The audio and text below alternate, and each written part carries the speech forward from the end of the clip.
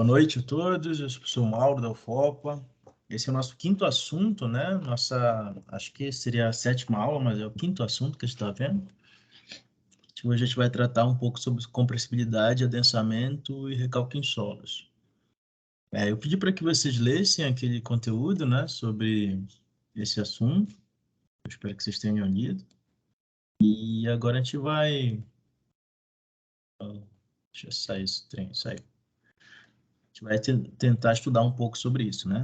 O que é compressibilidade, o que é adensamento. Quando vocês leram lá, o que vocês entenderam por adensamento? Hein? Ele é um processo. Pode falar. Fala aí. Não, fala aí, Cláudio. Fica à vontade. O adensamento ele é a drenagem da água, né? A água que sai dos poros, no caso, né? O adensamento. A diferença com relação à compressão, a compressibilidade é que a compressibilidade não depende do tempo, né? É independente do tempo. E é uma relação da variação de volume com a tensão que é feita, né? Já no adensamento ele envolve o tempo, né?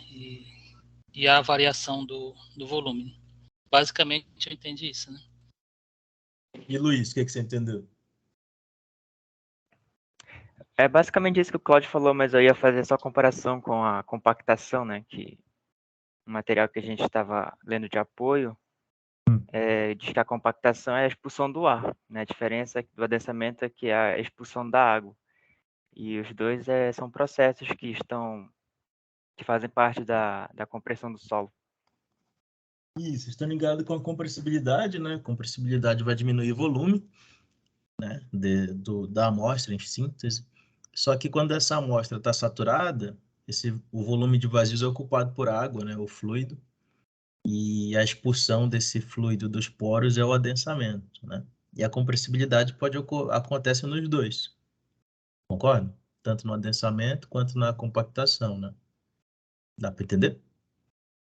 Certo. Sim. Então, beleza, gente. Por que a gente vai estudar isso aí no curso da Engenharia Sanitária e Ambiental?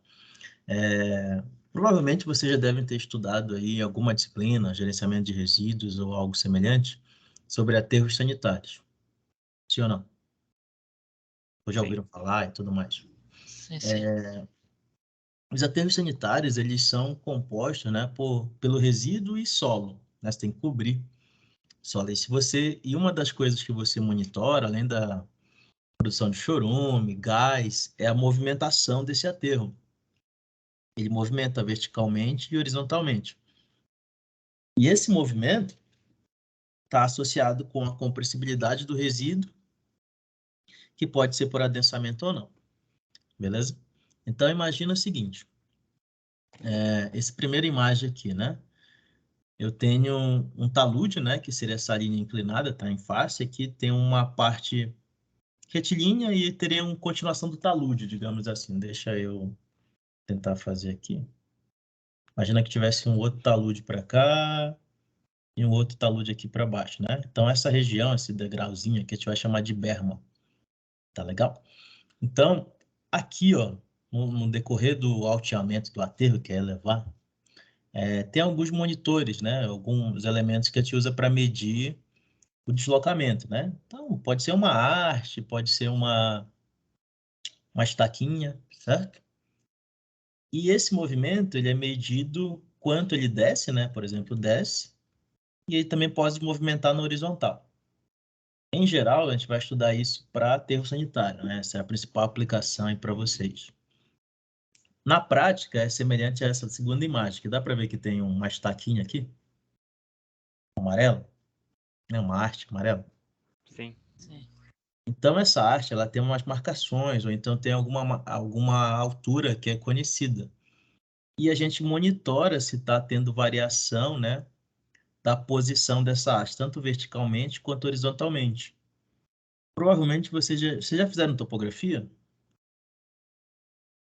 Sim ou não? Já sim. Então, vocês devem ter ouvido falar lá de estação total, teodolito, nível. Ouviram falar disso? Equipamento, né?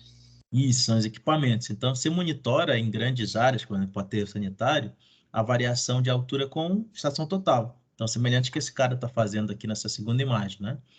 Só que além de aterro, você monitora recalque por um monte de coisa, né? Reservatórios, por exemplo, reservatórios que não estão enterrados. Vocês têm esse tipo de situação no curso de vocês? Tipo reservatório, estação de tratamento, não tem essas coisas? Sim ou não? O que vocês acham? Esses equipamentos, tem alguma aplicação de reservatório aí para vocês? Sem ser reservatórios elevado? Hein? Só pode repetir a pergunta, professor? Eu não. Por exemplo, Eu tô tentando visualizar também o que tu falou, Mauro, assim. é o seguinte, né? Vocês entenderam aqui que monitora o recalque em aterro sanitário, né? Com topografia. Aí eu tô mostrando nessa segunda imagem, onde tem uma pessoa aqui com equipamento, medindo variação de nível, enfim, qualquer coisa. Lá no fundo tem uns reservatórios. Dá para compreender isso? Estão vendo? Ah, Sim. Esses reservatórios têm alguma aplicação ou algo semelhante dentro das atuações de vocês? Por exemplo, engenheiro sanitarista e ambiental? Talvez para aqueles reservatórios que sejam enterrados ou estejam em apoio no solo, talvez. Pode ter enterrado, mas tem um. Você já for em estação de tratamento de esgoto? Não tem uma determinada etapa da estação de tratamento que é um cilindro, né? Tipo, parece um reservatório grandão que fica uma pá girando. Já viram isso? eu já vi, já, mano.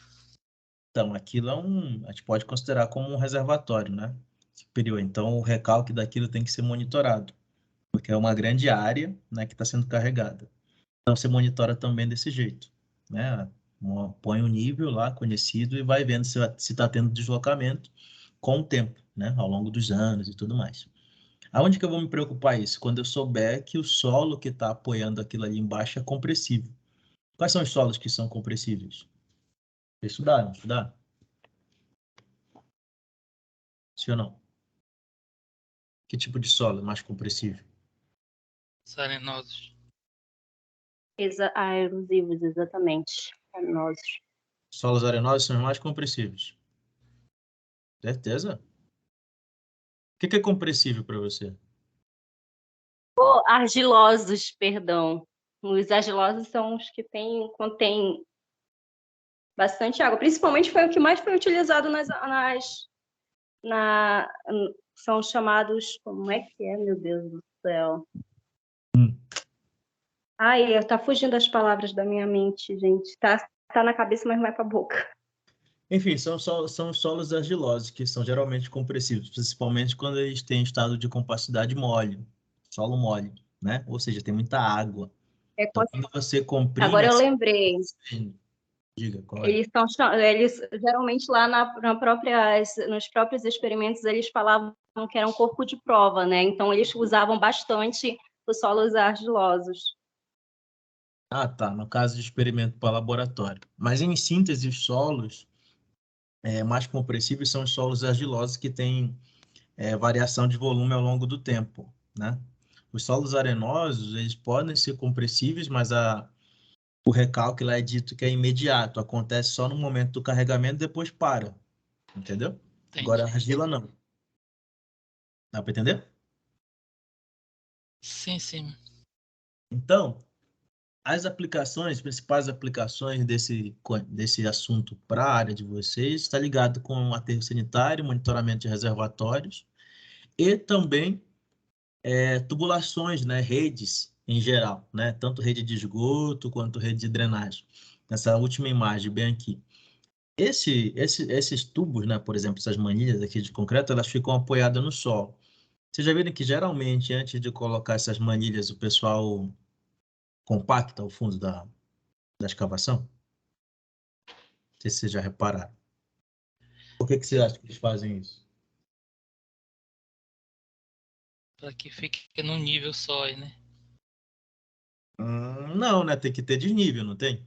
para a água ir para Sim, um sim, sim. É para não ter vazamento, justamente. Para diminuir o recalque? É para evitar que o solo de baixo se comprima, né? E ele sendo comprimível, o que vai acontecer com esse tubo? Eles vão deslocar em relação um ao outro e pode gerar vazamentos. Entenderam? Dá para compreender isso? Hein? Sim. Então, são as principais aplicações que eu vejo aqui. Em geral, você vai trabalhar mais com isso com aterro sanitário. Só que aí, além do solo, você tem que tratar o resíduo como um material. Então, veja, por exemplo, aqui nessa imagem, nessa primeira, dá para ver que tem, por exemplo, uma quantidade de resíduo, né, que é representado por essas partículas aqui na coloração marrom, né, tá dizendo aqui, ó, sólidos inertes, materiais altamente deformáveis e materiais degradáveis, né? O que vocês entendem por material degradável? Por exemplo, dá um exemplo de material degradável que está dentro de um aterro sanitário. Orgânicos, materiais orgânicos, por exemplo, aquele quando ele começa a ter aquele odor, já está no processo de decomposição, digamos dessa forma. Exatamente, é isso mesmo, matéria orgânica. Essa matéria orgânica, quando ela é depositada inicialmente, ela ocupa um volume, você concorda? Sim ou não? Tipo, eu acabei de jogar lá o resíduo no aterro. Acabou de ser produzido, ela ocupa um volume. Só que com o tempo ela vai degradando, esse volume deixa de ser ocupado. Concorda? Vai liberando espaço. O que vai acontecer? Se eu tenho volume, espaços vazios ali, a tendência é comprimir cada vez mais, né? Descer e deslocar na vertical, na horizontal, enfim. Você concorda? Sim. Correto. Então, se isso acontece, é um dos motivos do ocasionamento de recalques também nos aterros sanitários. É a decomposição de matéria orgânica. Então, veja bem, por exemplo, aqui nesse gráfico, ó, por exemplo, de 1 a 3 meses, eu tenho esse volume. Dá para ver aqui? Primeiro. Era o mesmo volume aqui, ó. Tá vendo o tracejado verde aqui em cima? Tô passando o mouse. Não Dá sei para se ver. tá dando para ver. Bem aqui, ó. Então, mesmo volume. Quando passou 3 meses, ó, liberou esse espaço aqui em cima. Então, desceu, né? Tipo, teve um movimento. De 1 ano a 3 meses, mais espaço ainda. Estão conseguindo compreender? E depois de um tempo, né? Com o tempo, 30, 40 anos, mais reduzido vai ficar esse resíduo, né? E mais espaço vai ficar, ou seja, ele vai descer. Isso é bom ou ruim para o aterro? O que vocês acham?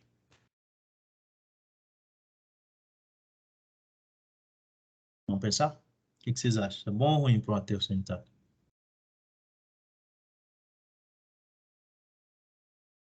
Como é que é, professor? É que está cortando muito a internet. Não sei se dos meninos está assim, mas a minha também está horrível.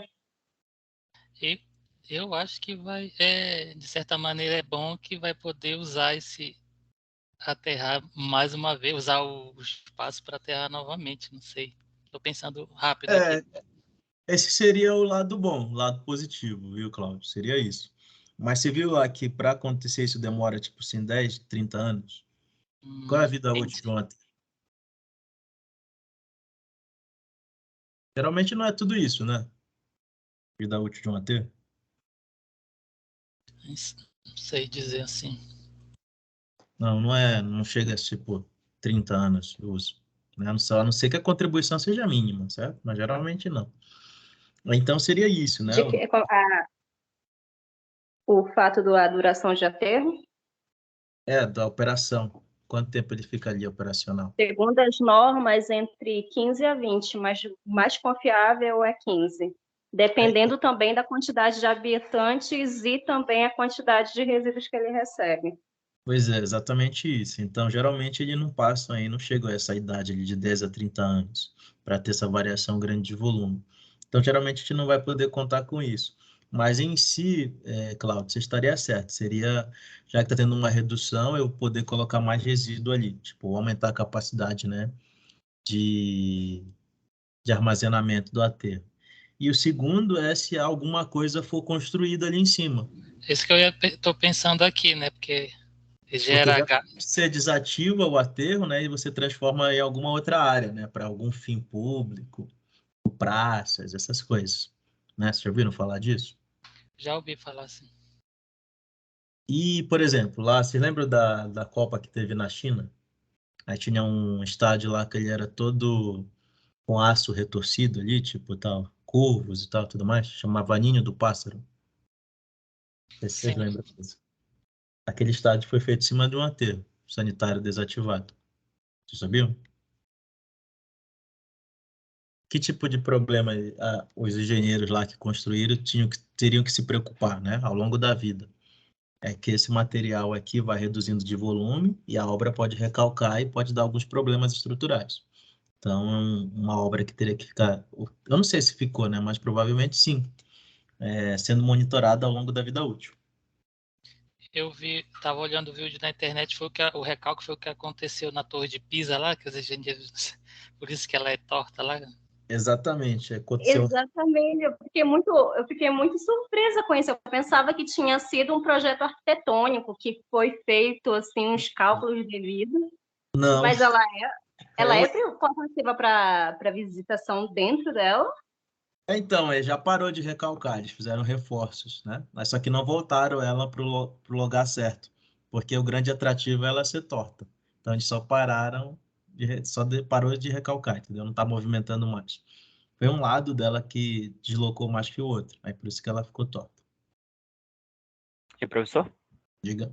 Mas em relação ao estádio lá, o que foi que viabilizou a construção dele? Eles sabendo que o volume vai reduzindo ao longo do tempo. Então, existem técnicas construtivas que conseguem contornar essas situações, viu, Luiz? Por exemplo, estou chutando aqui, né? O uso de estacas. As estacas podem ultrapassar o resíduo e se apoiar numa camada mais profunda. Só que aí tem que se preocupar para ver se essa estaca não vai perfurar a barreira impermeabilizante, né? Barreira ali de retenção de contaminantes que deve ter no fundo de um aterro sanitário. Então tem um monte de coisa a se considerar. Mas eles construíram lá, e, portanto que jogaram lá e tudo mais. Mas deve estar sendo monitorado até hoje. Deve ter sido uma nota, né? Ah, provavelmente. Beleza? Tranquilo, gente? Então, Beleza. hoje a gente vai aprender a encontrar como é que a gente calcula parte desse recalque, né? Como é que funciona e tudo mais. E no final a gente vai fazer um exercício. Beleza? Então, bora lá. Primeira coisa, definição aqui de compressibilidade. Compressibilidade é uma característica de todos os materiais que, quando submetido a forças externas, né, se deformam. Acontece isso para qualquer coisa, né? Tipo concreto, aço, borracha, né? Imagina que você pega uma sacola e a massa, você comprime ela, ela vai diminuindo de volume. Então, qualquer coisa pode estar comprimida. Só que, às vezes, essa força não é suficiente para gerar uma deformação. Vocês conseguem compreender isso? Sim. Bacana.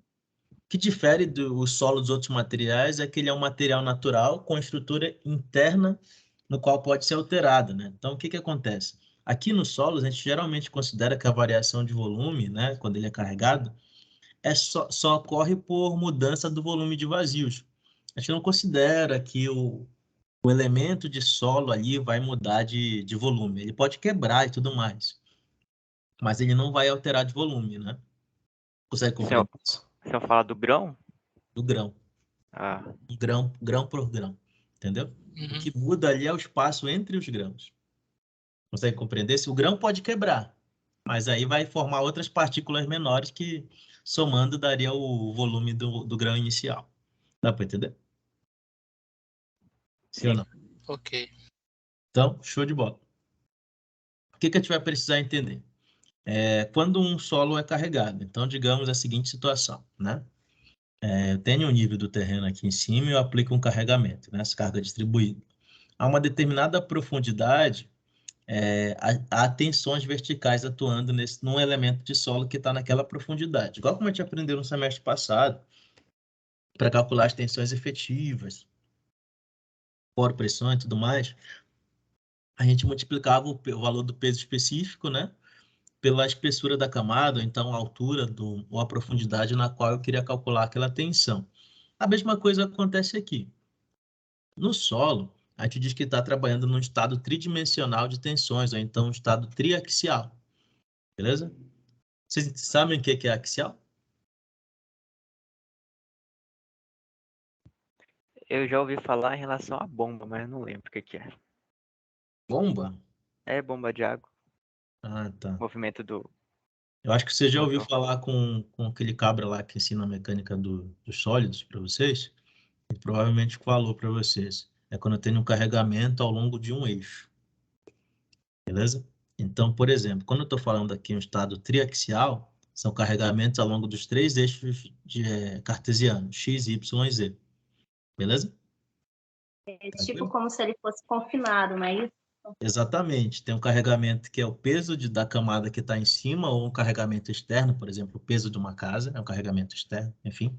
Ou a própria camada de solo, né? O próprio solo que está para cima gera uma tensão. E no lado também tem tensões, né? Tensões de confinamento. Então, essas tensões a gente vai chamar de tensões principais aqui, ou então tensões axiais. Tá beleza? As tensões principais a gente vai determinar que a gente vai chamar ela de sigma 1, sigma 2, sigma 3. Tá tranquilo? Dá para compreender que tem uma tensão na vertical, né? Digamos que o eixo vertical seja o eixo Z e o sigma 3 e o sigma 2 seriam as tensões no eixo X e Y. Dá para entender?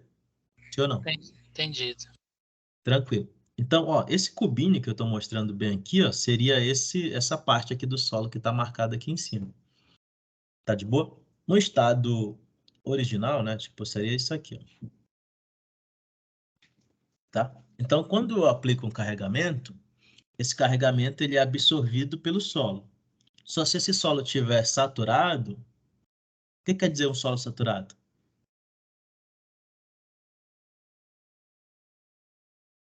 Com bastante água, tipo assim, água ou ar. Todos os vazios preenchidos por água. O volume de vazios é 100% água. Certo? 100% água. Então, esse é um solo saturado. Então, nesse caso bem aqui, esse solo é saturado? Sim, não ou claro?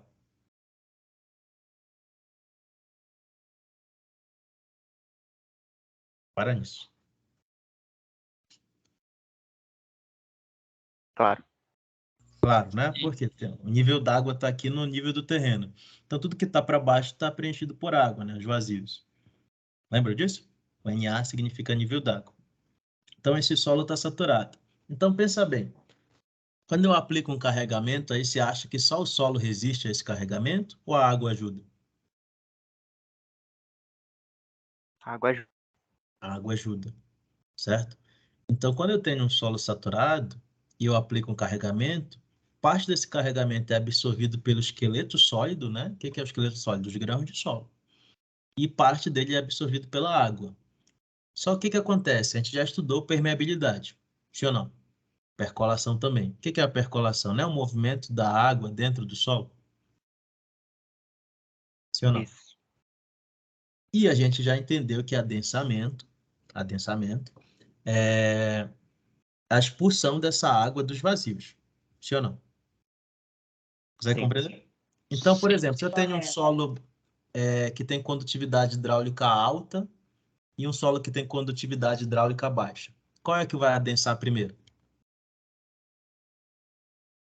Que tem condutividade alta. Alta, né? Por exemplo, as areias. Por isso que eu te comentou que as areias têm recalque imediato, porque a água passa ali com muita facilidade. Entendeu? Dá para compreender isso? Enquanto que nas argilas tem mais dificuldade, porque a condutividade é baixa.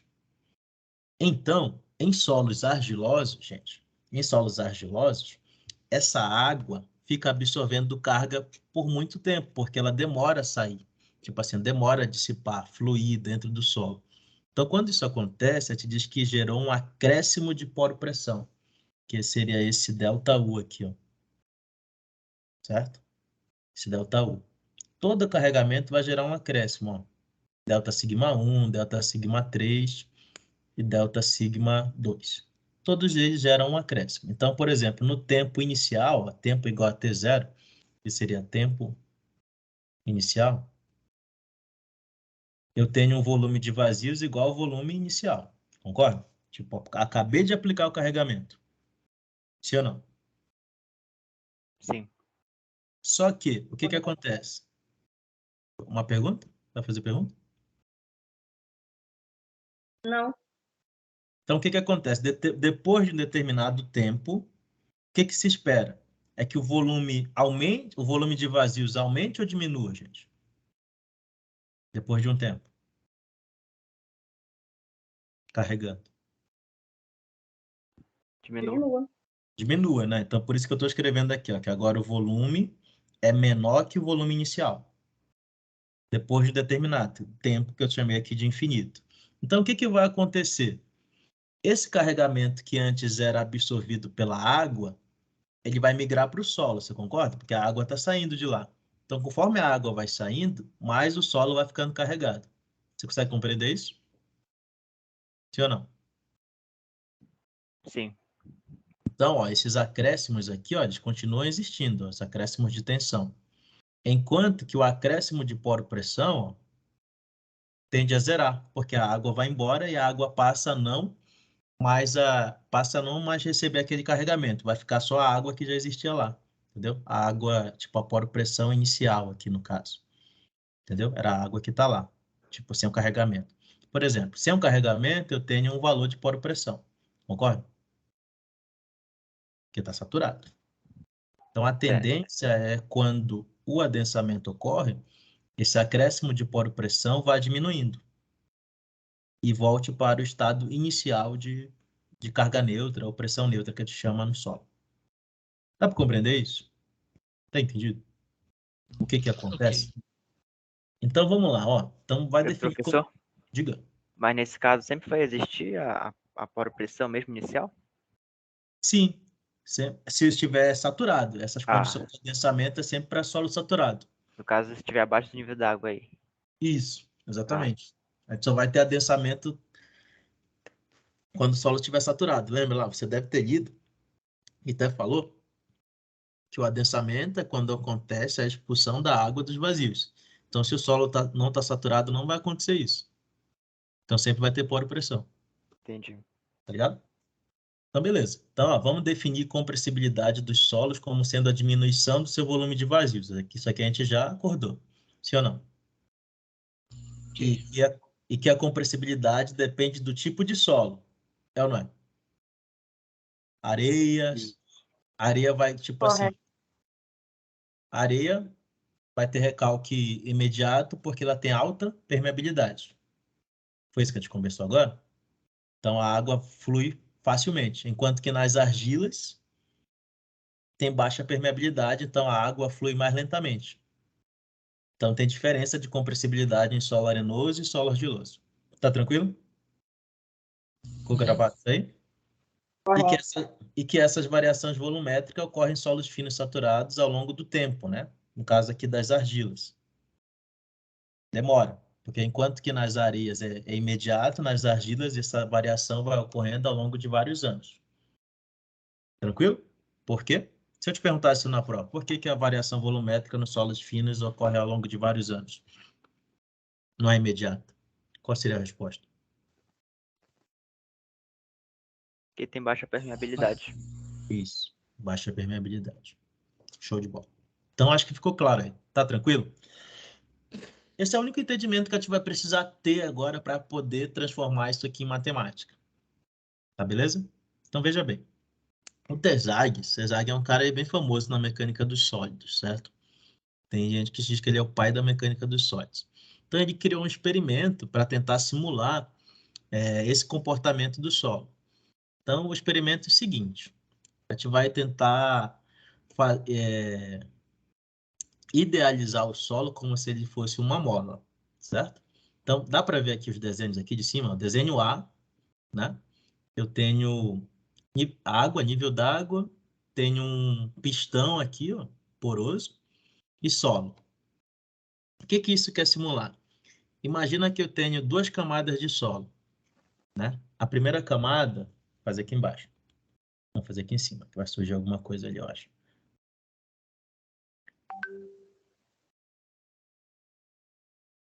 Argila. E aqui em cima fosse areia. E eu aplicasse uma carga bem aqui. Beleza? Aplicasse uma carga. O que acontece aqui? Aqui embaixo fosse rocha. Só uma pergunta. Rocha você acha que é permeável ou impermeável? Ou depende? Impermeáveis. Em geral, sim, mas tem rocha permeável, por exemplo. Sabe aquelas Pedra, pedras? sabão? É, isso. Permeável, bastante permeável. Então, digamos que seja impermeável aqui. Então, se essa argila comprime, está saturada, vou dizer que o nível da água está bem aqui, para onde que a água vai poder ir? Para baixo ou para cima? Para cima. Para cima, né? A gente diz que a gente tem uma camada drenante. Então, esse experimento está simulando isso aqui, ó. Então, pistão poroso é como se tivesse uma camada de areia. Beleza? E aqui o solo fosse argila.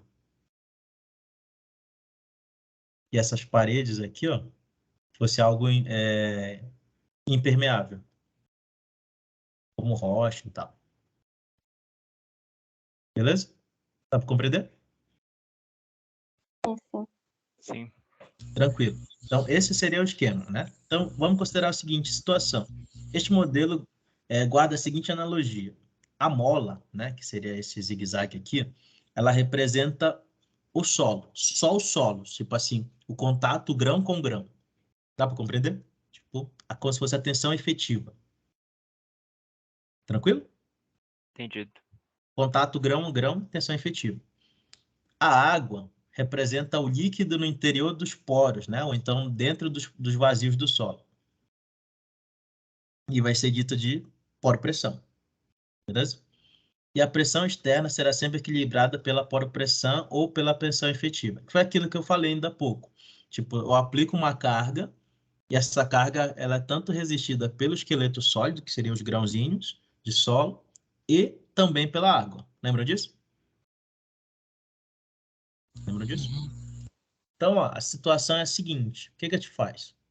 A gente vai colocar aqui, ó. Deixa eu ver, cadê onde eu tô? Aqui. Imagina essa seguinte situação, no caso B. Eu tenho o mesmo recipiente, tenho uma mola e ele está cheio de água. Dá para compreender? Tipo assim, esse vazio aqui é água. E aqui tem uma pedra, ou então tem um pistão, alguma coisa que é impermeável. E eu tenho uma válvula, certo? Como se fosse uma saída. Eu começo a aplicar carga nisso aqui, né? Começo a aplicar carga com essa válvula fechada. O que você acha que vai acontecer? Você acha que eu vou conseguir deslocar isso para baixo? Acho que não, com a válvula fechada não, aí no caso. Confinado. Isso, seria mais ou menos o que acontece lá com as argilas, né? Você aplica a carga e você não consegue expulsar a água de uma vez, demora. Agora imagina que você abre essa válvula, né? Você aplica mais carga e tudo mais aqui, ó. Vai ter uma variação de P. A válvula da continua fechada. O que vai acontecer? Você acha que vai deslocar? Hein? Você acha que desloca? A válvula continua fechada. Você acha que desloca? Não. Sim ou não? Não, né? Mas o que aumenta? Se você aumenta a carga, quer dizer que a reação aqui aumenta também. Tipo assim, mais carga esse solo e essa água vão receber. Vocês concordam? Sim ou não? Sim. Uhum. Então, ó, se você abre essa válvula, o que vai acontecer? A água começa a ser expulsa, né? Concorda? Então, vou ter menos água aqui. O que acontece com a mola? Ela vai recebendo mais carga. Sim ou não? Porque parte dessa carga era recebida pela água, mas a água está saindo. Então, a mola está recebendo mais cargas, concorda? Então, por exemplo, no tempo zero, eu vou ter, por exemplo, tensão efetiva inicial, né? E poro-pressão inicial, digamos assim. No tempo 2, digamos assim, tempo 1, vou chamar isso aqui de 1, vou chamar de 2 aqui, só para ficar fácil. Você quase que no tempo 2 a tensão efetiva 1 é menor que a tensão efetiva 2, enquanto que a poro-pressão 1 é maior que a poro-pressão 2? Você vai compreender Concordo. isso? Por quê? Tipo, conforme a água vai saindo, eu vou aumentando esse valor aqui, né? E esse aqui vai diminuindo. Se um aumenta, o outro tem que diminuir. Dá para compreender? Ok. Então, vai chegar um ponto em que vai ter um ponto ótimo aqui, digamos assim. Então, conforme eu vou aumentando a força, o que que vai acontecendo com a mola? A força da mola vai crescendo, que é essa parte aqui contínua. E a força da água vai diminuindo. Dá para perceber isso? Isso vai acontecendo ao longo do tempo. Sim ou não? Uhum. Então, vamos analisar aqui as situações. Na figura B, né, que é aquela que eu falei, a poropressão é igual à pressão inicial, poropressão inicial. A tensão efetiva é igual à pressão que está sendo aplicada, certo? A pressão que está sendo aplicada, basta pegar essa carga e dividir pela área, que é o que está bem aqui, tá bom? Dá para compreender? No tempo t0, o que que acontece? Eu aumento a variação de carga, né? Aumento a variação de carga, e o que aumenta é a poropressão, certo? A poropressão aumenta. Só que aqui, o que que não mudou aqui, gente? Não teve variação de volume. Por que que não teve variação de volume? Porque a válvula está fechada. Lembra que eu disse que aumentava a carga, mas aumenta a reação? E esse aumento de reação não é no solo, né? Não é na mola, e sim na água. Então, geralmente, toda vez que você aplica a carga, o que absorve primeiro é a água, e depois, ao longo do tempo, isso vai dissipando e vai chegando no solo. Dá para compreender? Sim. Uhum. Tipo assim, aí agora na figura D, né, que já está aberta. O que que vai acontecer? A poropressão agora, aqui, ó, que é a que está ocorrendo, ela vai estar entre os dois valores, entre o valor inicial, né? Ela vai ser maior que o valor inicial e menor do que esse acréscimo inicial que outro, porque parte desse ΔP vai sendo dissipado. E a variação de volume agora ocorre, né? Porque está aberta, então isso aqui, esse volume está diminuindo. Sim ou não? Dá para compreender? Aí vai Uhum. chegar um determinado momento, um tempo infinito, um tempo grande, digamos assim, em que a poropressão toda diminui, né? Vai ficar igual ao que era antes, U igual ao zero, e a tensão infinita, a tensão efetiva aumenta. Aumenta o ΔP, que foi o acréscimo de pressão que eu coloquei lá em cima. Dá para compreender? Deu para entender? Sim. É Ok. isso que, é isso que acontece no solo, né? Foi esse esquema aí que o Tersag idealizou para tentar simular o que acontece no solo. Sem a expulsão da água e o carregamento vai ficando mais, digamos assim, aplicado ao solo em si, né? Solo próprio. A gente chama isso de tensão efetiva. Tá legal? Tá tranquilo? Tranquilo. Tá Ok. beleza. Vamos avançar aqui. Vou apagar isso aqui, ó, só para a gente poder ver uma coisa aqui, ó, que seria exatamente isso aí que a gente está conversando. Beleza? Então, tem 4 gráficos aí, ó. Veja se vocês concordam com esses gráficos. Então, ó, por exemplo, aqui tem tensão e tempo. O que que acontece com a tensão total, né? Tensão total ao longo do tempo. Ela chega no tempo t0, ela tem um valor e ela não varia com o tempo. Você concorda? Tipo assim, eu vou aumentando aqui, ó, até chegar nesse valor aqui, ó, de sigma vezes ΔP. Vai ser a variação de tensão. Você concorda que chega no tempo t0, ela tem um valor e ao longo do tempo ela não muda, fica constante. Dá para compreender isso? Uhum. Por quê? O que é tensão total? Lá que a gente estudou no semestre passado. A tensão total, ela é a tensão efetiva mais a poropressão. Lembra? Então, ó, por exemplo, eu posso diminuir a poropressão, mas eu aumento a tensão efetiva. Então, no final, a soma sempre dá a mesma coisa. Dá para compreender isso? Hein, No gente? caso, uma vai transferindo para outra, ou Exatamente, é o que a gente explicou aqui. Uma vai transferindo para a outra, mas no total é sempre a mesma coisa. Por exemplo, digamos que diminuiu 2 kPa na poropressão, aí vai aumentar 2 kPa na tensão efetiva. Concorda? Digamos que essa soma aí desse, sei lá, 10. Aí diminui 4 na poropressão, aí tem que aumentar 4 na pressão efetiva, na tensão efetiva. Então, sempre no total vai ser o mesmo. Dá para compreender? Ok. Então, é por isso que isso aqui fica constante, tá? Essa informação vai ser importante para a gente. Enquanto que a própria pressão, né, tem um valor, aqui ó, no tempo t0, e ela vai diminuindo ao longo do tempo. Lembram disso? Foi o que a gente explicou aqui. A tensão efetiva, No tempo t0 ela tem um valor, né? E vai aumentando ao longo do tempo. Sim ou não? Lembra disso? Uhum. E a variação de volume, o que acontece? Ela vai mudando, né? Então vai aumentando. Essa variação aqui não quer dizer que o volume está aumentando, tá, gente? Só está dizendo que a variação está aumentando. No caso, o nosso volume diminui. Beleza? Dá para compreender? É a variação, não o volume. Dá para entender? Sim. Sim. Beleza? Então, é isso aqui. Então, essas coisas a gente já explicou aqui. Agora, esses conhecimentos, essas analogias aqui, ó, a gente vai precisar entender para colocar isso de forma matemática. Então, veja bem.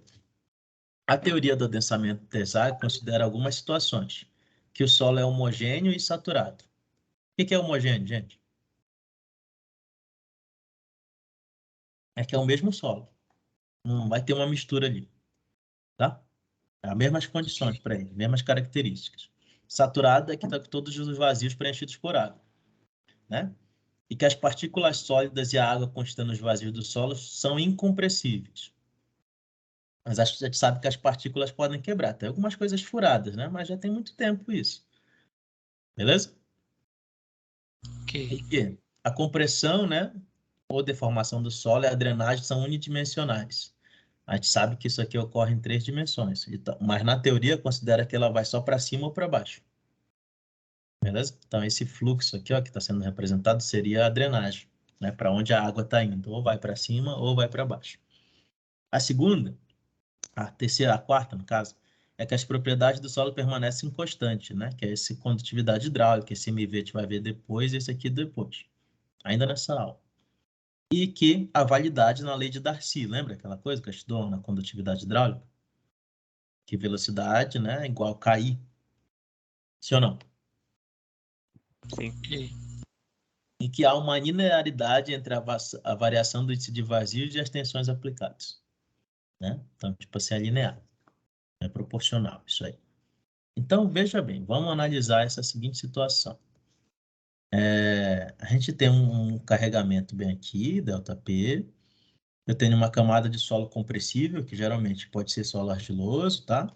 E em cima eu tenho uma camada que é permeável e embaixo tem uma camada permeável. Beleza? Então, você concorda que a drenagem pode ser tanto por cima quanto por baixo? Tipo, a água pode ser expulsa daqui desse solo compressível tanto por cima quanto por baixo? Sim. Então, quando isso acontece, a gente vai dizer que vai ter uma altura de drenagem, certo? Ou então espessura de drenagem. Quando tem duas, a espessura de drenagem ela é metade da espessura da camada.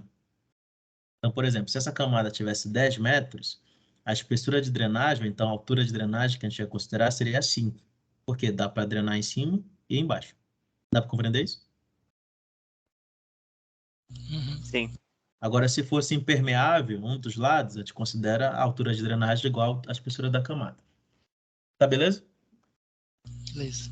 Algumas situações aqui, ó, para levar em conta o que acontece na vida real, né? Algumas coisas aqui, como eu falei, não acontecem. Então, por exemplo, admitir que essa hipótese significa que toda variação volumétrica se deva à expulsão de água dos vazios e que se afasta em muitos casos da realidade, né? Se afasta isso aqui, pois ocorre justamente com o adensamento, né? Ocorrem várias outras coisas com o adensamento, deformações elásticas e outras, sob tensões constantes, porém crescentes com o tempo. O que quer dizer isso? Por exemplo, digamos que você aplica... exemplo. Você está indo no... Você está voltando do mercado e você está carregando 10 quilos. E você anda primeiro 1 quilômetro. Digamos que você continua com a sensação de estar carregando 10 quilos. Depois de 10 quilômetros, você considera que vai estar mais pesado? De Com 10 quilos? certeza. É semelhante a isso daqui que ele está falando. Tipo, mesmo que eu não aumente o carregamento, as deformações continuam a ocorrer. Entendeu? É isso que ele está falando aqui. Entendi. São tensões constantes, porém crescentes com o tempo. Beleza? Então, isso não é o que ocorre, mas é a teoria aí por trás do estudo, né? E há ensaios que já levam em conta essas limitações, tá? Então, tipo, por exemplo, essas limitações, elas acabam sendo ignoradas porque os ensaios já levam isso em conta. Já levam em conta que está tendo essa destruição, que está tendo essa variação. Então, vamos lá. Seguinte situação. A gente já considerou as situações lá da teoria de Tesague, né? Que o fluxo vai ir para cima ou para baixo, né? Em que eu tenho duas camadas permeáveis, beleza? Aí eu estou considerando que variação de poro-pressão na primeira camada é zero. Na camada compressível eu vou ter variação, né? Maior que zero. E aqui também, porque vai estar abaixo do nível d'água, né? Lembra? Então, qual é a seguinte situação? A água ela é expulsa dos vazios, né? Com uma velocidade. Essa é a velocidade de percolação. Como é que calcula? K vezes I. O que é o I, gente? O que é o I? Gradiente. Gradiente hidráulico. Né? O que vai ser o gradiente hidráulico? Vai ser a variação, né, de altura aqui, ó. Então, variação ou é a perda de carga, né, em relação ao comprimento no qual essa amostra percola. Lembra disso? Uhum. E aqui, ó, é o comprimento da amostra. Nesse caso aqui, gente, o gradiente hidráulico aqui a gente vai colocar assim, ó. Ele é variável em função da profundidade Z, né? Esse é o valor aqui, ó, em relação à profundidade Z. Quanto mais profundo estiver bem aqui, se você estiver calculando bem aqui, ó, é um valor de gradiente hidráulico. Quando estiver bem aqui é outro, porque mais solo eu passo aqui, né? Concorda? Então, a gente vai, em vez de chamar DZ, a gente vai chamar de Z direto, tá? Aí vai virar derivadas aqui parciais. Aí você me pergunta, por que está menos? Porque ela está no sentido negativo aqui para baixo. Tá beleza? Só isso. Tá tranquilo? Ok. Aí, ó, a gente já conhece algumas coisas, né? Por isso que apareceu esse menos bem aqui, ó, dessa forma. No lugar do I, eu vou colocar isso aqui, ó.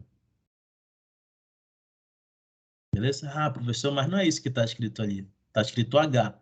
Só que quando a gente calculava a poro-pressão, a gente não escrevia H vezes peso específico da água, onde o H era a espessura, né? A espessura ali. Então, isolando o H aqui, ó, ficaria U sobre gama W, né? Então, ó, nessa fórmula aqui, então ficaria menos dρ U gama W, né? Dividido por dρ Z. Então, reescrevendo isso aqui, fica assim, ó, U sobre, dρ Z vezes 1 sobre gama W. Tranquilo? Aí é isso que aparece bem aqui, ó. Tá vendo aqui, ó, dρ U sobre dρ Z? Uhum. Tranquilo? Então, o gama W é esse aqui. Então, é a mesma fórmula que está aqui. Só que o que acontece, gente? A velocidade varia com a profundidade, né? Então, ela é função do Z. Então, a gente vai escrever a velocidade aqui, ó, essa velocidade, em função de Z. Então, vai virar uma derivada. Então, se você deriva aqui, você tem que derivar aqui do outro lado. Então, por isso que aqui apareceu um quadrado e um quadrado. Dá para compreender? Eu derivei dos dois lados. Tranquilo? Derivadas parciais aí, de segunda ordem. Tá de boa? Ok. Entendi. O que acontece? A gente sabe que tensão efetiva, né? Tensão total é igual a tensão efetiva mais poro-pressão. Foi aquilo que eu falei para você. Se eu isolar a tensão efetiva, ficaria assim, né? Tensão total menos U, concorda? Uhum. É ou não? Então, esse pensamento eu estou trazendo para cá. Ó. Então, uma vez que a variação volumétrica é função da variação de tensão efetiva, a variação de tensão efetiva é proporcional à dissipação de pressão. Como é que a gente vai saber isso? Então, estou considerando que a tensão efetiva varia com o tempo, né? Então, ficou dρ de sigma traço dividido por T, em que a tensão total, que é essa daqui que eu estou mostrando, é igual a menos a poro-pressão. Tensão efetiva é a tensão total menos poro-pressão. Então, só reescrevi isso aqui, ó. Dá para compreender? Só substituir isso aqui por isso. Sim ou não? Ok. Beleza? Aí, ó, se eu derivar... Quanto é a derivada de uma constante? Zero. Zero. Lembra lá naquele gráfico que eu mostrei para vocês, que eu disse que a tensão total não variava? Porque se a pressão, se a poro-pressão diminuía, a tensão efetiva aumentava? Sim ou não? Lembra disso? Sim. Então, quer dizer que essa tensão total aqui é constante. Derivada de constante é zero. Então, por isso que isso aqui vai ser zero. Tá beleza? Então, no final, o que vai acontecer? Vai dizer assim, que a variação de tensão efetiva é igual a menos a variação, né, de U em relação a T. Dá para compreender porque sobrou só isso aqui? Isso aqui virou zero. Entendido? Então, ó, a gente vai considerar o seguinte, que a variação de tensão efetiva vai ser igual a menos a variação de poro-pressão. De boa? Tá tranquilo? Aí, o que vai acontecer, gente? A velocidade, né, a variação de volume, a gente vai considerar que vai ser essa fórmula aqui, esse MVzinho. De onde que vem esse MV, gente? Ele vem dessas fórmulas aqui, ó, das de cima.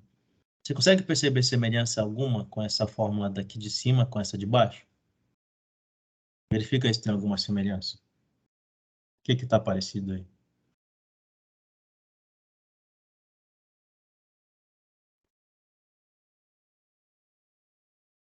É o seguinte, ó, veja. Vem aqui, diz assim, uma vez que a variação de volume unitária é função da variação de tensão efetiva. Por exemplo, se eu fizesse esse gráfico bem aqui, gente, vou dizer que aqui é um gráfico, certo? Vou dizer que aqui é 2 e aqui é, sei lá, 4. Se eu perguntasse para ti, qual é a função aqui? Isso é uma função, né? Concorda? Quando está dando 2, isso aqui está dando 4. Quer dizer que f de x é igual, por exemplo, a 2 vezes x. É ou não? Sim ou não? Correto? Então, isso aqui é proporcional. É ou não é? Essa não é uma função proporcional? Ela é linear. Sim ou não? Ok. Tem um número bem aqui na frente. Como é que chama esse número?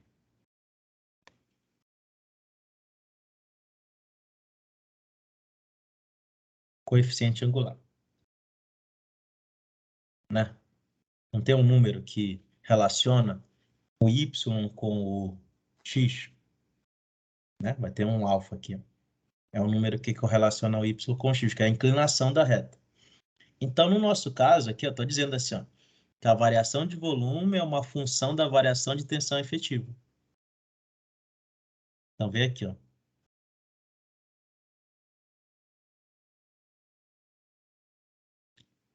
Isso daqui é como se fosse o meu x, isso aqui é como se fosse o meu y. Dá para compreender? E esse aqui é o coeficiente angular. Então, mv é como se fosse a inclinação de uma reta. Dá para compreender? Ok. Então, é por isso que aqui, ó, vai ficar assim, ó, essa equação, que a variação de volume é igual, né, a um número vezes a variação de tensão efetiva. E a variação de tensão efetiva a gente já sabe que é menos variação de U, não, então derrom de U em relação a derrom de T, né? Derivada de U em relação ao tempo. Tá tranquilo? Perfeitamente. Entendido?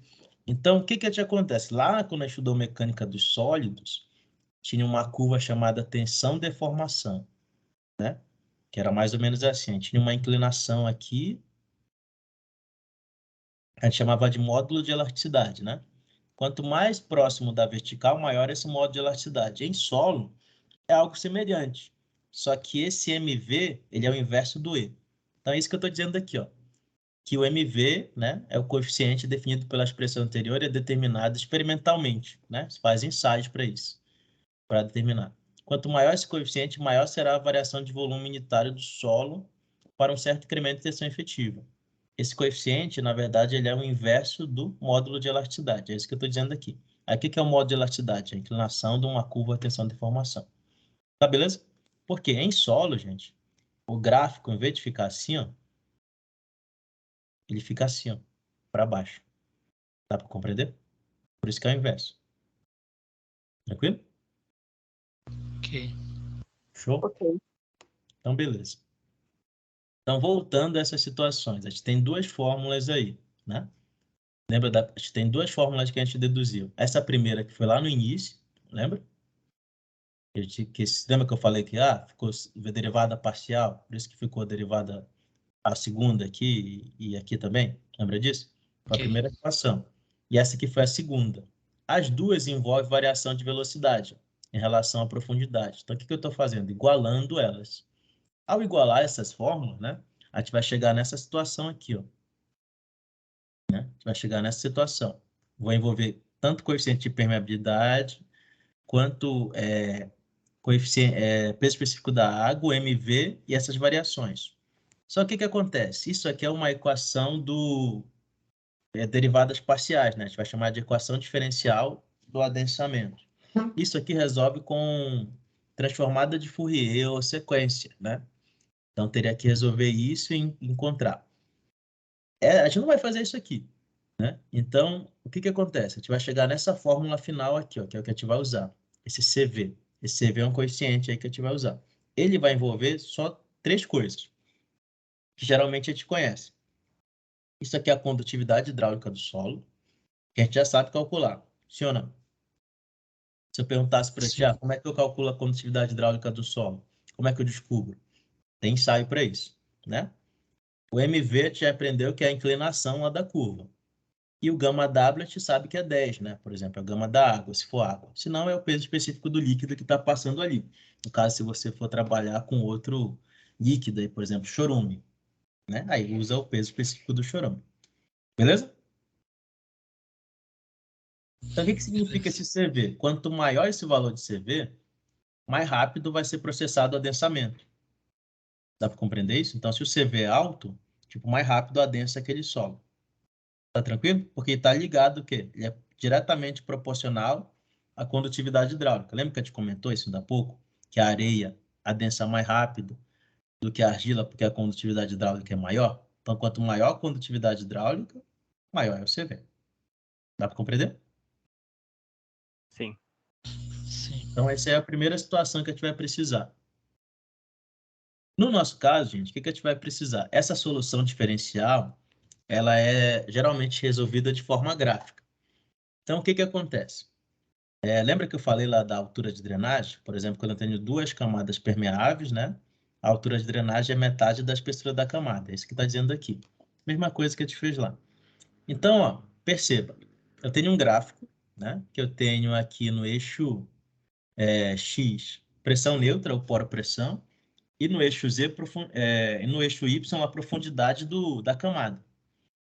Aí você me pergunta, professor, por que não está começando aqui do zero? O que importa é o topo da camada compressível. Então, por isso que o zero é aqui. O zero é a profundidade Z, tá, gente? Não a profundidade do perfil. Dá para compreender? Hein, gente? Dá para compreender? Tá ok. Então, o que acontece? Ó, aqui tem algumas curvas. Por exemplo, no tempo infinito, que é passando o tempo, a poropressão vai crescendo linearmente com a profundidade. Igual aquela fórmula que a gente já sabe, né? Mas isso só acontece depois de um determinado tempo. Quando eu aplico o carregamento, vai acontecer esse caso aqui inicial, ó. Tá vendo que parece um retângulo? Aqui, ó, o gráfico vai vir assim, ó. Esse é o gráfico aqui do adensamento. No momento inicial, da poropressão. Aí acabou a camada comprimível, ela volta aqui para o estado inicial. Dá para perceber isso? Isso aqui é no tempo T0, né? Logo quando eu apliquei a carga. Quando eu vou aumentando o tempo, a tendência é essa curva aqui, ela vai chegando mais próximo dessa linear. Tá vendo essas curvas bem aqui, tracejada? Tá vendo que quanto maior o tempo, mais próximo ela está daqui, do infinito? Beleza? Dá para compreender isso? Então, está dizendo aqui o seguinte, que a poropressão está diminuindo, o acréscimo de poropressão, e a tendência com o tempo é ficar com a pressão hidrostática. Beleza? Que é aquela que multiplica lá vezes a espessura só. Lembra aqueles gráficos que vocês fizeram na prova passada, que era tudo reto? Prova passada não, na disciplina passada. Sim ou não? Uhum. Então, ó, é o seguinte. Então, tem algumas condições de contorno. Então, é o seguinte, assim, baseando-se na situação da figura 8.5, que é essa aí, as condições de contorno podem ser escritas como no tempo zero, né? Z, né? E Z variando entre o início da camada e o final da camada, no caso aqui 2H. Esse Z aqui, ó, por exemplo, ele está bem aqui. Aqui é o zero da camada, Z igual a zero. Aqui é Z igual a H. Beleza? Dá para compreender? Então, é isso que está dizendo aqui. U, né? No tempo inicial, U, que é a poropressão, vai ser igual à variação de carga que eu estou aplicando. A carga que eu estou aplicando aqui em cima. É o que está acontecendo aqui. A gente já estudou isso. Beleza? Lembra daquelas situações? Aí, ó. Aí eu vou ter a poropressão inicial. Aqui está considerando que é zero. Ela não é zero, tá, gente? A gente só considera ela zero para dizer o que é... que o que está aumentando aqui é sempre acréscimo. Ah, se ela for 10 e o acréscimo for 13... for 3, vou ter 13 de poropressão no inicial. Ah, se ela for 5, aí eu teria 8. Então não importa o valor do inicial, só interessa o que aumenta. Tá beleza? Porque é o que vai diminuir. Então a gente pode considerar o inicial como um valor qualquer. Então geralmente a gente considera zero. Na figura 8.5b, é aquela situação da poropressão. Não tem esse espaço, não tem esse traço aqui. É a situação da poropressão que eu comentei com vocês, que ela vai diminuindo ao longo do tempo. Tá tranquilo? Então, para achar a solução da equação, a gente vai fazer algumas hipóteses, né? Que a compressão do solo é pequena comparada à espessura da camada. Tranquilo? Considera que o coeficiente CV é constante, né? Então, ele não está mudando com o acréscimo de pressão. E que o carregamento ΔP é aplicado instantaneamente. Como se você pegasse lá, por exemplo, um prédio e colocasse de uma vez. Né? Isso ocorre na vida real? Você consegue colocar o prédio de uma vez em cima? Ou então, uma célula de aterro de uma vez? Sim ou não? Não. Não, né? Não ocorre. Mas essa é a situação mais crítica. É a maior carga. Se você for colocando a carga aos poucos, a poropressão também vai crescendo aos poucos e vai já dissipando, né? Não é o que ocorre na vida real. Então, a situação é essa, considerando que o carregamento é aplicado numa vez. Ah, é o que ocorre? Não. Aí, ó, o que vai acontecer? A gente vai ter a mesma figura, né? E vai passar agora a calcular um fator tempo, que vai ser o fator que a gente vai considerar para levar em conta quanto tempo vai demorar para adensar e tudo mais. Tá beleza? Então, são a seguinte situação. Observe que a camada de solo tem espessura real, né? H. Para facilitar o cálculo, utilizamos a altura de drenagem, né? Lembra que eu falei, ó, HD? Então, HD é H sobre 2. Então, as demais condições de contorno seria o quê? Quando eu estou com o tempo entre o inicial e o final, né? Entre 0 e o infinito, é Z igual a 0, U igual a 0 e Z igual a H, U igual a H. Dá para entender isso? É isso aqui, ó. Tá vendo isso bem aqui, ó? Esses dois pontos. Sim ou não? No tempo T0, o Z aqui é 0, concorda? Sim ou não? Lembra que eu expliquei aqui? Que o Z é igual a 0 aqui, e aqui o Z é igual a H? Aliás, H. Ok. Então, ó, qual é o valor da poropressão bem aqui, ó? Aqui é a poropressão hidrostática, né? Lembra que a gente considera ela como zero? Só interessa que aumenta. Então, estou nesse ponto, estou em cima desse ponto e em cima desse ponto. Em cima da pressão hidrostática. Então, eu posso considerar que a poropressão é zero. Vocês lembram disso? Por que eu estou considerando zero? O certo seria escrever assim, ó. U igual a U inicial. Tá beleza? Dá para entender? Que por aqui, ó, bem aqui, ó, é o que está em cima dessa linha inclinada. Dá para compreender? Certo. E no tempo infinito, né? Quando eu tenho Z variando aqui entre H e 0, eu vou ter U igual a 0 também. É ou não é? No tempo infinito. É a mesma situação. Então, o que vai acontecer? A gente vai precisar calcular esse fator tempo que vai envolver duas coisas. Esse HD, que é a altura de drenagem, ao quadrado, o CV, que a gente já sabe calcular lá no outro slide, e esse T é o tempo. Beleza? É o tempo. Tá tranquilo? Isso daqui é a fórmula do CV, tá? Só desmembrou aqui. Isso aqui a gente já viu lá para cima que é o CV. Tranquilo?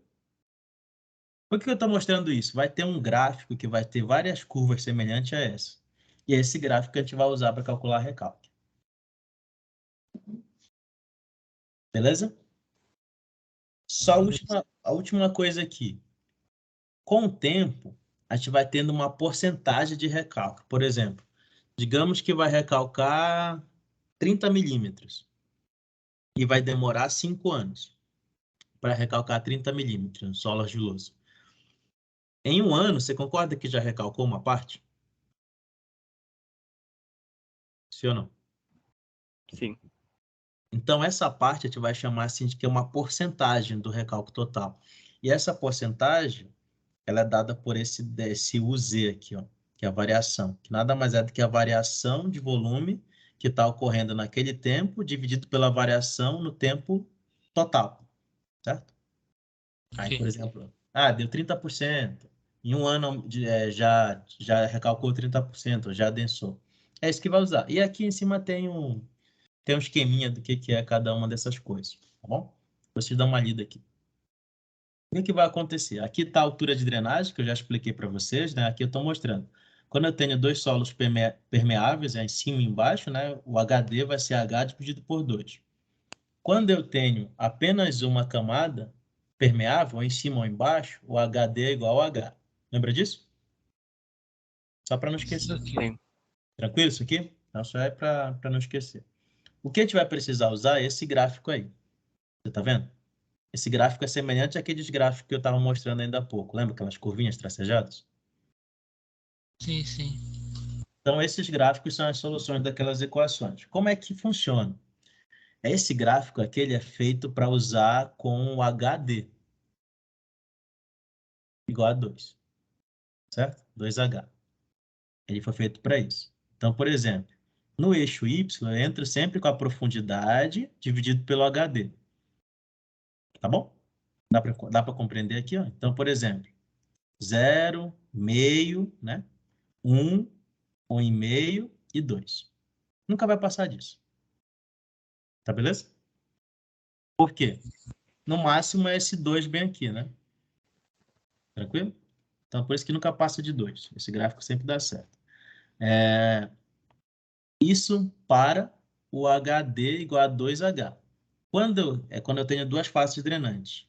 Quando eu tenho só uma face drenante, você sempre tem que ler aqui no 1. Tá beleza? Não vai esquecer. Tá tranquilo? Quando eu tenho uma face drenante, eu sempre tenho que ler aqui no 1, na linha do 1. Quando eu tenho duas faces drenantes, eu posso ler aqui em cima, embaixo, depende. Tá tranquilo? Entendi. Aí como é que lê isso aqui, gente? Esse daqui, ó, essas curvas são aquela equação do T que a gente viu ainda há pouco. Aqui, ó. Esse T bem aqui, ó. Tá bom?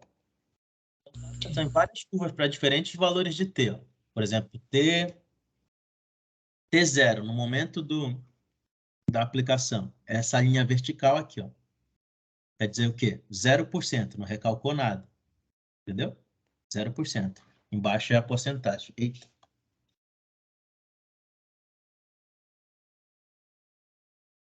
Então, ó, vamos ver a seguinte situação aqui, ó.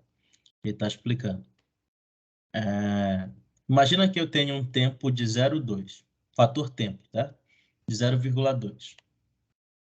E peço, por exemplo, no meio da camada terá ocorrido 23. Né? Estou considerando essa situação. O tempo 0,2 é esse bem aqui, você concorda? Essa curva? Essa curva toda. Dá para compreender isso? Sim ou não? Sim. No meio da camada, por exemplo, imagina que eu tenho uma camada assim, ó, camada de 10 metros.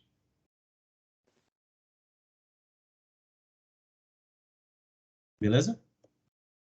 Quando eu, por exemplo, eu peço para você calcular no meio da camada, eu estou dizendo o Z está no meio da camada. Então, quanto é que vai valer esse Z aqui? 5. É ou não é? Concorda? Sim. E aqui, ó, é areia. E aqui é areia. Então, quer dizer que o HD vai ser metade da espessura, concorda? A espessura da camada compressiva vai ser 5 também. É ou não é?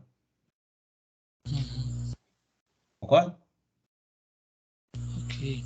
5. Então, quer dizer que essa conta aqui, quando eu fizer, Z sobre HD, vai dar 1. É ou não é? Então, é aonde que eu tenho que ler. Dá para compreender isso? Hein, gente? Ok. Então, ó, vou ter que ler bem aqui, ó. Então, eu vejo qual o valor que deu bem aqui, ó, e vejo aqui embaixo. Isso aqui está próximo de 20, está maior que 22. Então, ele está considerando que está dando 23 aqui, ó. Então, quer dizer que recalcou 23% já. Dá para compreender? Então, a metade, aquele ponto aqui, ó, da camada já recalcou 23%. Esse ponto aqui, ó. Tipo, o deslocamento dele já foi 23% do que ele vai deslocar no total. Dá para compreender? Uhum.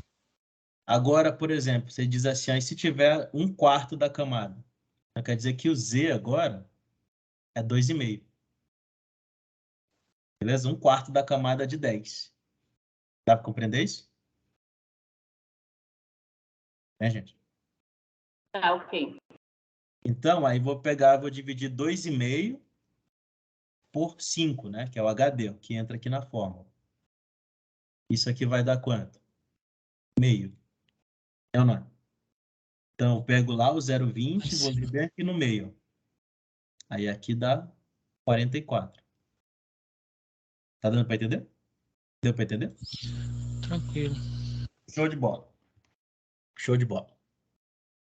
Então, o que que a gente vai fazer agora? Um exercício aqui para terminar. Tá beleza? Peguem a calculadora aí de vocês, que eu não vou poder pegar aqui. Prontos?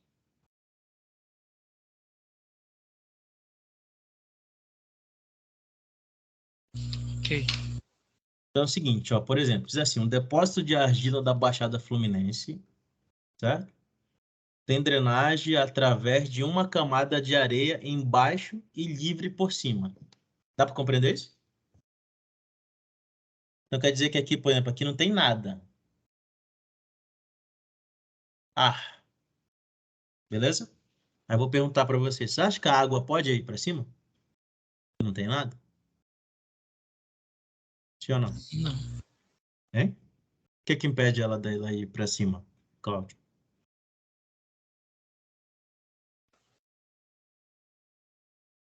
Carga aí que tá em cima, né? Tem nada. Tem nada. Vai ter... Ah, pode ter uma carga. Digamos que a gente põe aqui, por exemplo, vai ter uma sapata aqui em cima. Tô chutando, tá? Todo mundo sabe o que é sapata? Uma sapata. Só que essa sapata é pequena em relação à espessura da camada toda, você concorda? Ela não vai cobrir a camada toda de sol. Não, não é? Hein, Cláudio? O que você acha? Sim. Então, tipo assim, a água pode escapar aqui para cima também. Então, nessas situações, quando for direto à camada de solo compressível, o HD também é metade, porque embaixo é permeável. Dá para compreender? Uhum. Então, por isso aqui, ó, a espessura da camada é 12, o HD é metade. Então, é 6 e 6. De boa? Aí diz Ok. assim, ó, o coeficiente de adensamento obtido no laboratório, já estou te dando isso aqui, ó. Olha a unidade, metro quadrado por segundo. É importante ser esse segundo aí. Aí pede assim, obtenha o grau de adensamento e a poropressão residual 5 anos após o carregamento unidimensional de 100 kN por metro quadrado. Certo? 100 kN por metro quadrado. Então, esse é o nosso acréscimo de tensão, que vai ser igual ao nosso acréscimo de acréscimo de poropressão. Lembra que a gente já descobriu que é igual? Aí pede para calcular isso nas profundidades Z de 0, tá vendo? Opa. 0, 3, 6, 4 e 12. Tá tranquilo? Deu para entender aí no enunciado? Ok, sim. Então, ó, primeira coisa para usar aquele gráfico é descobrir qual daquelas curvas eu vou usar. Beleza? Então, a gente tem que calcular esse T primeiro. O T é o CV vezes o T, que é o tempo, dividido por HD ao quadrado. Beleza? O CV já deu aqui, ó, em metro quadrado por segundo. Tá tranquilo? O tempo é 5 anos, só que tem que estar em segundos. É ou não é? Então, 5 anos vezes 365 dias. Tranquilo? Ok. Virou dias. Aí um dia tem 24 horas. É ou não é? E uma hora tem quantos segundos? A rigor aqui era 60 minutos vezes 60. Beleza? Uma hora, 60 minutos e 1 minuto, 60 segundos. Que dá 3.600. Dá para compreender? Sim. Eu não? E o HD a gente já sabe que é 6. Então ficou 6 ao quadrado. Faz essa conta aí para ver se dá esse valor. De 0,044.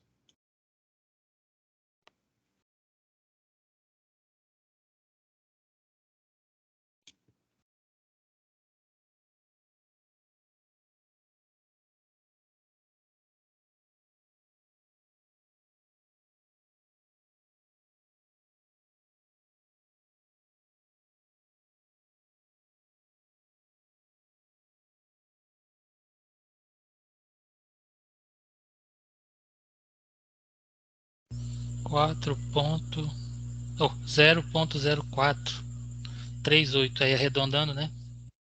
Sim. Tá, beleza, então. 0,44. Então tá ok. Aí, quando a gente for resolver isso, a gente tem que montar uma tabelinha de acordo com as profundidades. Se quiser, tá? Então, tá vendo aqui, ó? Profundidade 0, profundidade 3, 6, 9 e 12. O HD é o mesmo para todos. Então, ficou 6 para todos. Tá de boa? Uhum. Essa porcentagem é a profundidade pela altura de drenagem. Z sobre HD, aquela entrada do gráfico. Lembra lá? Então, por exemplo, você vai pegar esse número aqui, ó, e dividir pelo que está aqui. 0 dividido por 6 vai dar 0. Sim ou não? Ok. Só dividir aqui, ó, que é a mesma coisa. 3 por 6 vai dar meio. 6 por 6, 1. 9 por 6 dá 1,5 e 12 por 6 dá 2. Lembra que eu te falei que no máximo dá 2, esse negócio? Essa relação aqui? Tranquilo? Uhum. Aí, ó, seguinte, a gente tem que calcular a poropressão inicial lá. Eu disse que pode ser 0. Se quiser, tu pode considerar 0 aqui, tá? Mas como ele quer, tipo assim, a poropressão residual no final, a gente vai ter que calcular. Então, primeiro, o que que você faz? É a profundidade, poropressão inicial, vai ser o Z vezes 10, né? Primeiro Z vai dar 0 vezes 10. Dá 0. É ou não é? O segundo vai ser 3 vezes 10. Dá 30. Lembra do semestre passado? O peso específico da água é 10 kN por metro cúbico. Ok. Então, por isso que está aparecendo aqui 30, 60, 90 e 120. Tá tranquilo aí? Sim. Tá, sim. Aí, ó, aqui, ó, pressão neutra logo após o carregamento. A pressão neutra, gente, ela vai ser o inicial mais o acréscimo de poropressão. Beleza? E a gente já sabe que o acréscimo de poropressão ele é igual ao carregamento. Quanto que é o carregamento? 100. Sim. Beleza? Então ficou aqui, ó, 0 mais 100. Aí vai dar 100. Aí aqui mais 100. 30 mais 100, 130. 60 mais 100, 160. E assim vai. Tranquilo isso aí? Tranquilo. Beleza.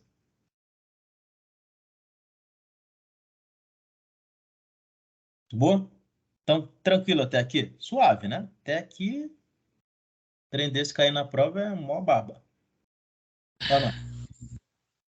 Agora, o que que a gente vai precisar capturar aqui, gente? A gente vai entrar lá naquele gráfico e vai ter que pegar a curva que tem 0,044. Se não tiver, a gente vai traçar uma e pegar essas porcentagens lá embaixo.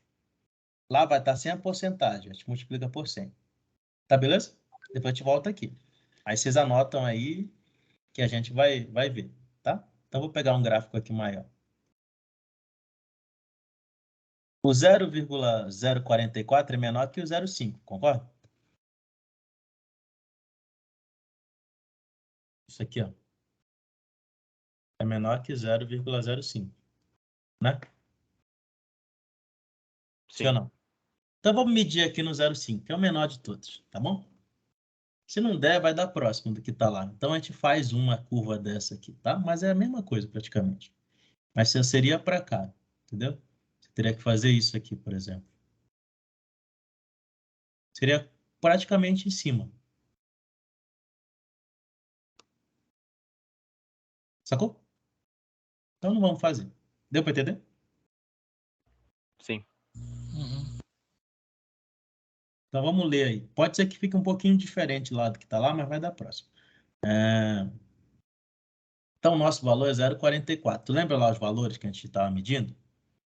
Era 0, 3, 6, 9, 12. 9 e 12. Isso aqui no final dá as relações lá, né? Aqui dava 0, aqui dava 0,5, aqui 1, 1,5 e 2. São esses números que a gente vai ter que usar aqui. Lembra? Então, primeiro, o 0 aqui, ó, eu estou no 100%, ó. 100%. Então, quer dizer que o Z dá 1, na verdade. 1 vezes 100 é 100%. Dá para compreender? Estou bem aqui, ó. Então, seria 100%. Aí, quando for meio, aí é essa curva aqui, né? Aí, isso aqui já dá bem aqui, ó. Beleza? Isso aqui está dando perto de 10, né? Digamos que se fosse aqui, seria 12. É ou não é? Lá ele tá considerando 10. Beleza? Por que ele está considerando 10 e o nosso não está dando 10, gente?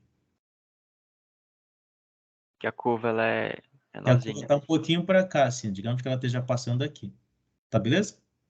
Mas a gente já confirmou que vai fazer aqui com os valores que está dando no 0,5. Então, aqui seria 12. Concorda?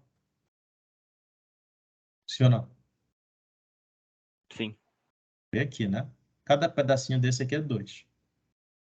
Aí, ó, para 1. Né? Para 1. Para 1, isso aqui dá, tipo assim, 0,05, sei lá. Que tipo, isso aqui está bem aqui nesse valor. Quanto que é isso aqui? É 0,02. É ou não é? Corre? Hein, pessoal? Quanto é que é esse valor bem aqui? É 0,02? Isso. Sim ou não? Então, se está na metade, aqui seria 0,01. Né? Vezes 100%, isso dá quanto? 1. Né? É ou não? Ok. Aí, ó, jogada.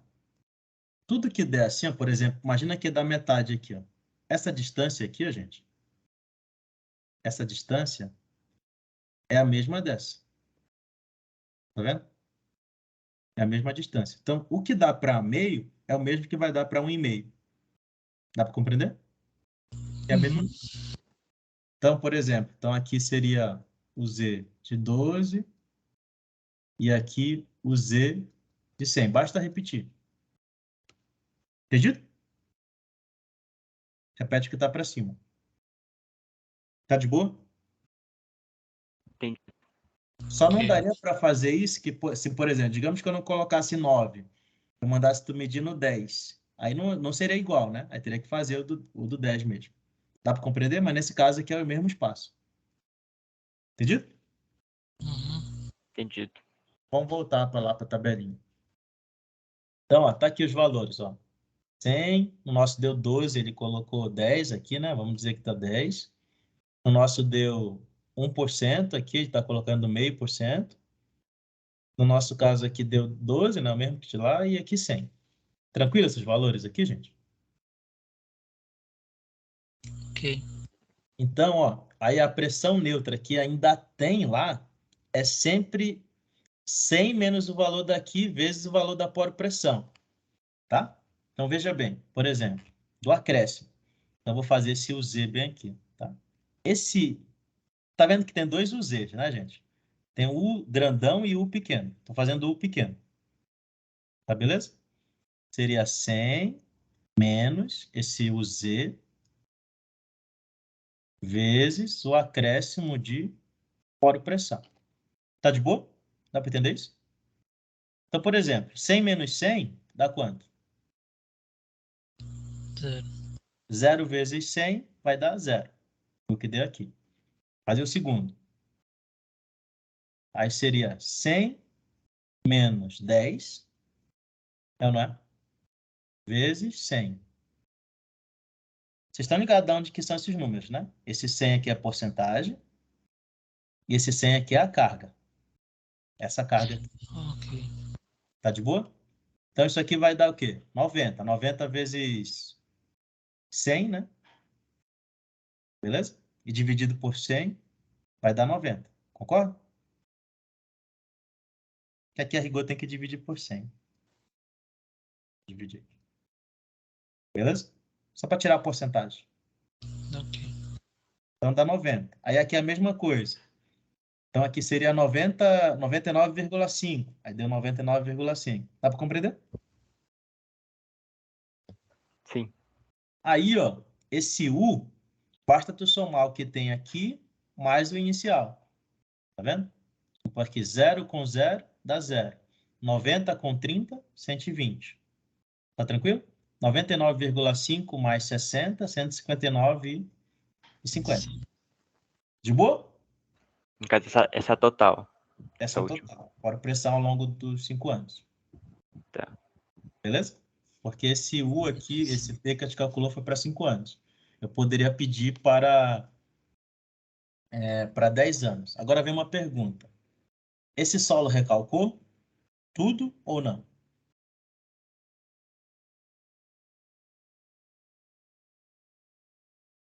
Pensa. Quando O ele grau de... recalca, o que acontece com a poropressão? Ela não volta para o estado inicial? Sim. Né? O estado inicial é esse valor aqui, ó, gente, nessas profundidades. Tá vendo? Aqui era para estar 30 e está 120. Então, se está maior que o estado inicial, vai recalcar mais. Tá ligado? Mesma coisa aqui, ó. Aqui era para estar 60, está 159. Entendeu? Então, ainda vai demorar alguns anos para recalcar. Com essa carga. Tá de boa? Deu para Entendi. compreender? Tranquilo? E aqui tem um gráfico, né? Lembra aquele gráfico lá que eu te mostrou? É a mesma coisa. Por exemplo, aqui está a poropressão inicial. Lembra lá no final, então, por exemplo, aqui 0 e 0. Né? Aqui vai estar o acréscimo, pressão neutra ao longo dos anos. Né? Logo após o carregamento. Que é aquela primeira lá. Tá aqui, eu trouxe a tabela. Tá bom? Então, 100, esse valor aqui, ó.